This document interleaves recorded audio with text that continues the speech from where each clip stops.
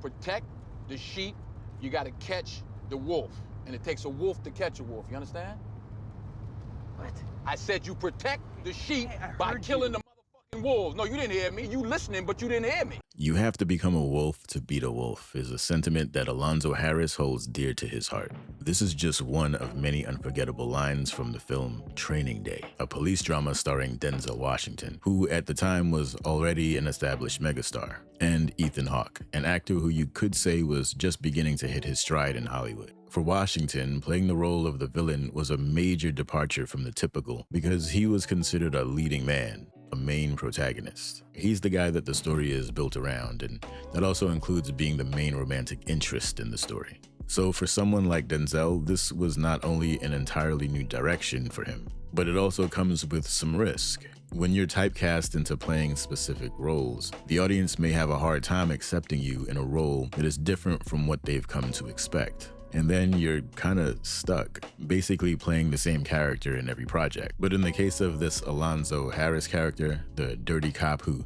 grooms a rookie into being a patsy for a heist, this turned out to be a fortunate decision because this performance is considered by many, critics and fans alike, to be one of the best renditions of a villain in the modern era of film. What you might not know is that so much of what makes this character so iconic has to do with Denzel's insistence on certain aspects of the story and character being portrayed in a very specific way. And to think that so much of this came close to never happening. Washington wasn't the first person approached with this role. But in this video, we're going to talk about why Denzel chose to play the villain, a role unlike anything he'd ever played before, and the critical choices that were made during the discovery of this character that made it so unforgettable, and how those decisions ultimately ensured that we'd never see a sequel. Before we begin, a quick shout out to the channel patrons. Your generous support makes these videos possible, and I can't tell you how much your support is appreciated. Also, expect spoilers if you haven't seen Training Day yet. An excellent film, by the way, if you like movies like Donnie Brasco, The Town, The Departed, or Heat. Now with that squared away, it's time to dive. By the year 2001, Washington's filmography was such that one could easily categorize him as a superstar with a reputation for playing roles involving mostly morally upright characters. He was and still is the kind of actor the audience tends to trust in whatever role he plays, and he's often referred to as a moral compass. Washington's run of roles as a protagonist certainly shaped how audiences view him, which usually leads to typecasting. But that all changed when the script for Training Day came along. The script for Training Day was written and co-produced by David Ayer and was directed by Antoine Fuqua. It was a critical success and the box office numbers agreed. The film ended up grossing $104 million. But the thing that everybody was talking about was how Denzel Washington, the perennial hero, would play the villain in this film and end up doing a bang-up job. The public reaction was part astonishment and part impressed. The decision to take on the role and put everything into owning this character was incredibly important to him. Now, Denzel talks in an interview about how his son really pushed him to take the role, but he realized he had an appetite for a role that wasn't like the ones he usually accepts, because this gave him a chance to do something different career-wise. Little known fact, Denzel was first approached for Seven before Brad Pitt was offered the role, but he turned it down because he thought the subject matter was too dark. But he says he later regretted that choice after seeing how good the film turned out. He appears to be suggesting that this missed opportunity made him open up to the idea of more unusual roles. Now, Washington did accept the role, but some changes would be necessary for this to work out. When the original script was written, they were looking for a Lethal Weapon vibe with this film, believe it or not, which I honestly have a hard time picturing now. But it does sound as though the plan was to make this a buddy cop action film that involved a major double cross. Enter Denzel, and all of those plans were changed. This is because Denzel insisted on the film taking on a much darker tone. He wasn't going for humor. He wanted a gritty tale of life as a bent cop who lives on the edge in one of the toughest areas of LA.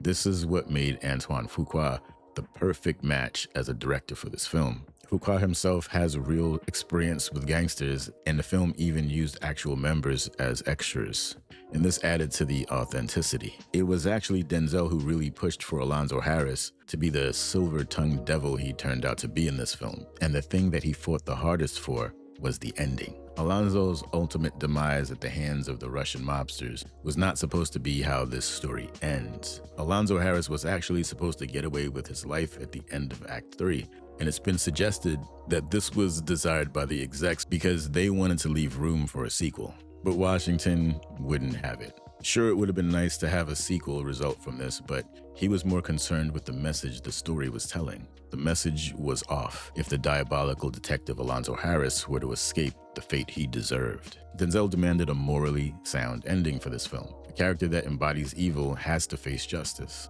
To protect the sheep, you gotta catch a wolf, and it takes a wolf to catch a wolf. The moral justification for every vile act Alonso Harris gets into in this film. It's this idea that one has to become a monster in order to defeat one that underpins his view of the world. Now, there may be some truth to that idea. People often do become like the company they keep, so if you have a habit of being around underworld figures and corrupt officials, well, as they say, lie down with dogs, you wake up with fleas. But throughout most of the film, we're under the impression that Alonso is a man who is forced to do evil in order to do his job right. So please pass on the judgment. At least that's how he sees it. The truth is that Alonso is just another player in a machine that eats up good, well-intentioned people like Hoyt and spits out tainted villains like Harris. And this magnificent yet sometimes shaky ruse to groom Hoyt into being a patsy, nothing more than Alonso exploiting an easy mark to score a bag. If you pay attention to the very beginning of the film, the dialogue in the first scene, where Hoyt gets a call from Harris on his first day on the job, and also the coffee shop scene, the Alonso Harris character tells us exactly who he is and what he's going to do to Hoyt in those scenes. The entire story is playing out right there. He told us who he was at the very beginning of the film. This is a dangerous character because he's a master manipulator and a seasoned snake with nothing to lose. But he's also a metaphor for the system itself, a system that oftentimes acts like a predator rather than a protector.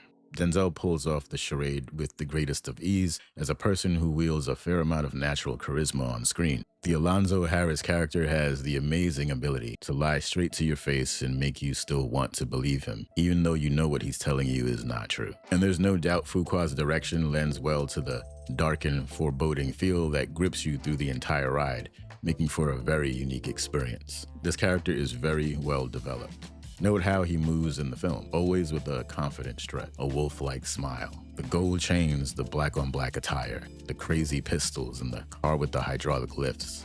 These all paint the picture of a cop who is barely distinguishable from the suspects he's supposed to be catching. He puts on a masterclass in gaslighting and setting up Hoyt to either take the fall or take a long nap as part of his scheme to rob an old friend of a fortune hidden on his property. Harris even goes as far as to get Hoyt hopped up on so that he's compromised as a witness to the crimes they will soon commit, and then he passes him off to a gang to be taken care of. No doubt, Denzel's push to make this character darker and more unhinged was a success. There was one idea he had that he really pushed for that the production team denied him.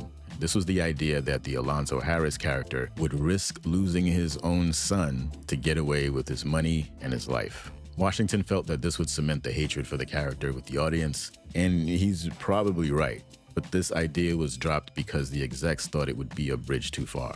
Audiences might have found this too shocking. Now, me personally, I think this would have certainly worked as far as getting the audience to hate Alonso more. But by the time you get to the end of this film, you already despise Harris plenty without it. I think things worked out fine. But the beauty of it all is that the collaboration between Fuqua, the studio, and Washington was an overall success. And the long-term payoff is that this role opened up the door to more successful projects, where Denzel plays the villain in the story. And I think you could even say that it was branching out into new types of roles that truly solidifies Washington's validity as an actor with as much range as he has depth. A couple of good examples of Denzel in dark mode that I would suggest are American Gangster and The Tragedy of Macbeth. Two excellent films that you should also check out if you're a Denzel fan. Well, that's it for this video. I hope you enjoyed it. I really had fun making this, and I plan to make a lot more of these. As always, a big thank you to the patrons, and of course, the entire Tinfoil gang. Thank you so much for what you do. Please be safe out there, and until next time, off you go.